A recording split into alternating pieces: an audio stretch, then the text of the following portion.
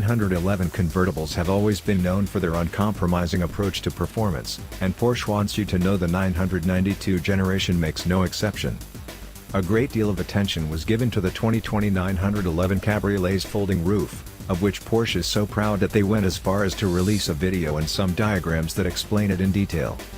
Developed completely in-house, the lightweight panel bow convertible top is made from magnesium and creates a coupe-like curved roof when closed, offering almost identical contours to the fixed roof model. What's even cooler is that it lacks any visible bows underneath the fabric or any sections to interrupt the classic 911 flyline. Porsche engineers and designers had to consider many factors, not just design. Another important thing to consider was space. Since there is no fixed connection between the panel bows and the fabric, the four magnesium segments can fold flush over one another in a Z-folding mechanism when the roof is down. This unique design means the folded roof consisting of the fabric, frame, panel bows and rear window measures just 230 mm, 9 in height and 550 mm, 21.6 in length, requiring very little storage space.